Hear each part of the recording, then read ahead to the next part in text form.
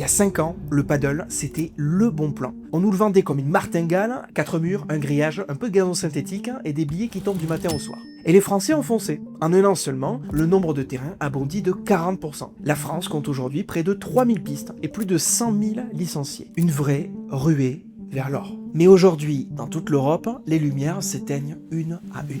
En Suède, un demi-milliard d'euros s'est volatilisé. Des fonds d'investissement qui avaient raflé des centaines de clubs, des milliers de terrains, persuadés de tenir la poule aux œufs d'or, ruinés. En Espagne, le pays qui a inventé le rêve, les clubs baissent le rideau les uns après les autres. Ce que des milliers de gens prenaient pour le placement du siècle est en train de devenir l'un des plus grands pièges financiers de la décennie. Une bulle, une vraie, qui a déjà éclaté d'ailleurs, et qui gonfle en ce moment même en France. Alors comment le placement sans risque du moment s'est-il transformé en machine à faillite en série? Pourquoi des milliers de Français continuent-ils de foncer tête baissée? Et combien d'entre eux vont-ils laisser leurs économies? Accrochez-vous, on plonge dans le business en plein effondrement du paddle. Pour comprendre comment un placement en or a pu virer au piège, il faut remonter à l'origine. Inventé au Mexique à la fin des années 60, il a été adopté par l'Espagne et l'Argentine où il est devenu un sport national bien avant de débarquer chez nous. En France, pendant longtemps, c'est resté un truc de niche. Et puis au début des années 2020, tout s'est emballé. Pas à cause du confinement, comme on l'entend parfois, le paddle se joue le plus souvent en salle. La vraie raison est ailleurs, elle est redoutablement simple, c'est l'un des rares sports où un débutant total prend du plaisir dès la première partie. Pas 10 ans de technique comme au tennis, des murs sur lesquels la balle rebondit, une raquette pleine facile à manier, et en 10 minutes, on joue, on rigole, on s'échange de vrais points. Ajoutez le format on joue toujours à 4, c'est un sport social avant d'être un sport de performance. On vient autant pour taper la balle que pour le verre d'après. Et par-dessus, une déferlante de hype. Des footballeurs, des champions, des influenceurs s'y mettent et l'affichent partout sur les réseaux. L'Espagne avait montré la voie, la France a suivi, et une fois lancé, l'engouement n'est jamais redescendu. Et les chiffres donnent d'ailleurs le vertige. En 2019, la France comptait environ 700 terrains. 6 ans plus tard, on frôle 3000. Répartis dans près de 1000 clubs, le nombre de licenciés lui est passé de 70 500 à plus de 100 000 en une seule saison.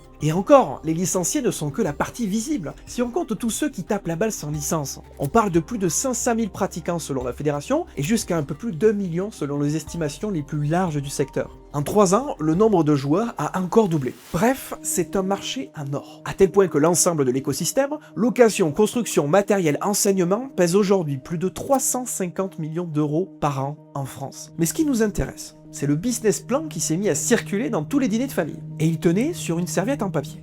Le pitch, le voici. Une piste coûte entre 71 000 et 86 000 euros à installer.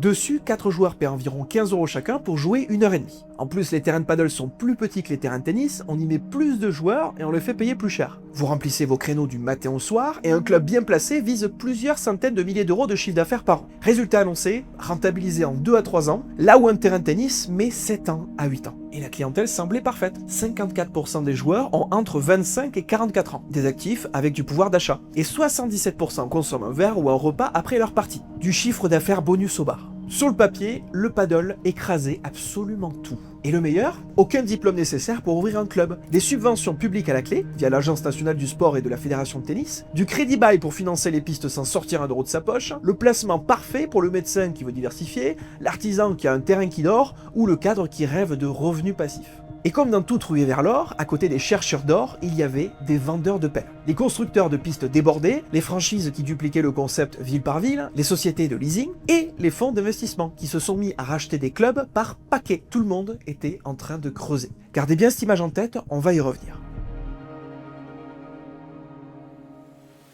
Avant d'aller plus loin, il faut casser un malentendu. Parce que si je vous dis le paddle s'effondre, vous allez me répondre à juste titre n'importe quoi, il y a un club qui vient d'ouvrir à côté de chez moi et il est plein à craquer. Et vous aurez raison. Le sport, lui, cartonne, vraiment. Mais le sport et le business, ce sont deux choses différentes. Un sport peut être un carton absolu et l'investissement autour, une catastrophe financière. Tout le problème est là. Pourquoi?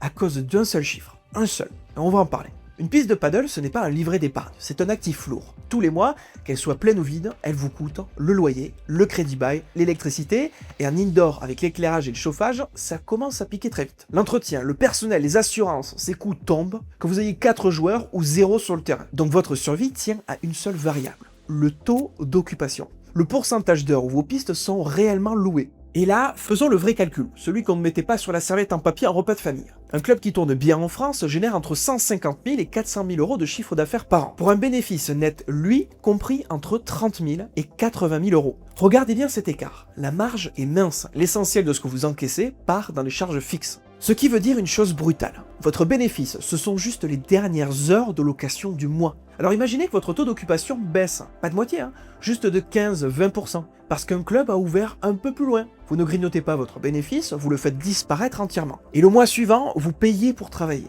La machine à cash s'est transformée sans prévenir en machine à dette. Et voilà la question que personne, dans l'euphorie, n'a voulu poser. Que se passe-t-il le jour où il y a plus de pistes que de joueurs pour les remplir? Pour avoir la réponse, il n'y a pas besoin de l'imaginer. Il suffit de regarder un pays qui a 2 ans d'avance sur la France.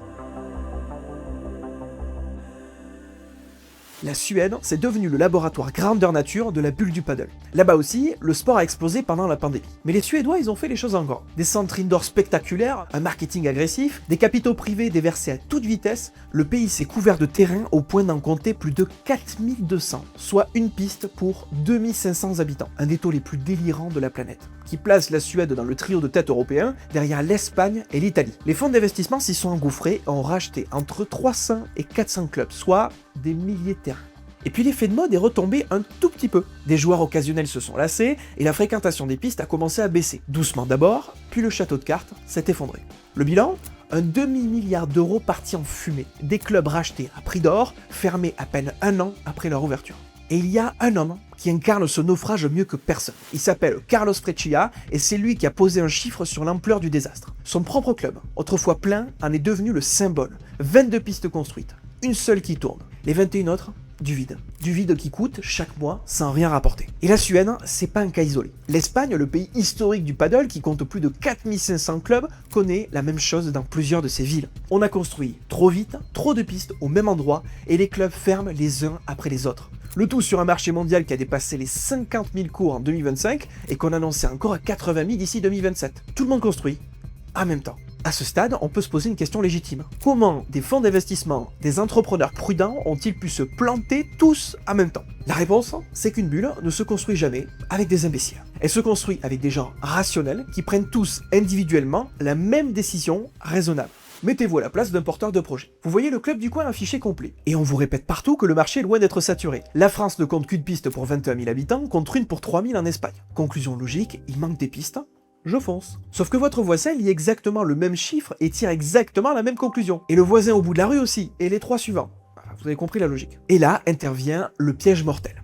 Le temps de construction. Entre le moment où vous décidez d'ouvrir et le moment où vos pistes sont prêtes, il se passe des mois. Pendant ces mois, 10 autres projets, invisibles les uns des autres, avancent en parallèle. Le jour où tout ce petit monde ouvre en même temps, le manque de pistes s'est transformé du jour au lendemain en surabondance. La demande qui remplissait 2 clubs doit maintenant se répartir sur 8. Ajoutez à ça les subventions publiques et le crédit facile qui ont mis de l'huile sur le feu et vous obtenez la recette parfaite. Le fameux marché pas encore saturé, c'est pas un feu vert. C'est exactement le carburant qui fait gonfler la bulle. Tout le monde a raison, individuellement, et tout le monde se trompe collectivement.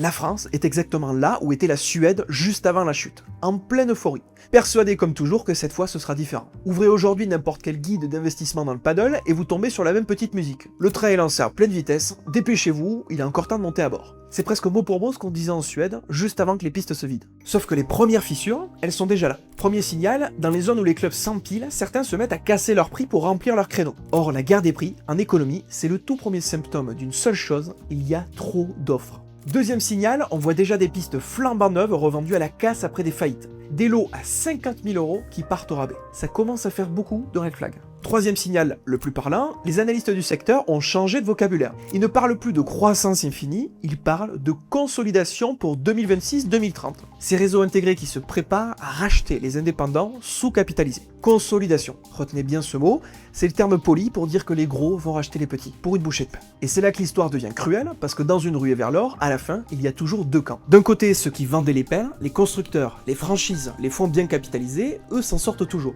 De l'autre, il y a lui. Imaginez-le une seconde. Un kiné de 40 ans dans une ville moyenne, il a vu le paddle cartonner, il y a cru, et il a bien fait d'y croire d'ailleurs, au début. Il a mis 80 000 € d'économie sur la table, signé un prêt sur 15 ans et un crédit bail pour une piste en périphérie. Les 2 premières années, ça tourne, et puis un matin, il passe devant un terrain vague à 2 km de chez lui, un panneau futur complexe de paddle, 6 pistes, bar, ouverture prochaine. À ce moment précis, sans qu'il le sache encore, son histoire est déjà écrite. Les créneaux vont se vider, la marge va fondre, et un jour, c'est lui qui appellera la banque, pas le fonds d'investissement. La ruée vers l'or n'a jamais enrichi les chercheurs d'or, elle a enrichi ceux qui leur vendaient les perles. En fait, si on prend du recul, cette histoire, elle n'a presque rien à voir avec le paddle. C'est la plus vieille histoire de l'économie. Une vraie tendance, plus de l'argent facile, plus une promesse de gain sans risque, plus tout le monde qui se précipite à la toute fin. On a déjà vu ce film, avec les tulipes en Hollande au XVIIe siècle, avec les sites internet en 2000, avec l'immobilier en 2008, le décor change à chaque fois, le scénario, jamais. Non, le paddle ne va pas mourir. Le sport, il est génial, il a sa place, il restera, tant mieux. Les clubs bien placés, bien gérés, survivront très bien. Ce qui meurt, c'est l'illusion. L'illusion qu'on pouvait s'enrichir sans risque, sans rien y connaître, en posant 4 murs et un grillage sur un terrain. Alors la prochaine fois qu'on vous vendra le placement sans risque dans le sport à la mode du moment, il y en aura un autre. Il y en aura toujours un autre. Repensez à Carlos. 22 pistes, une seule occupée.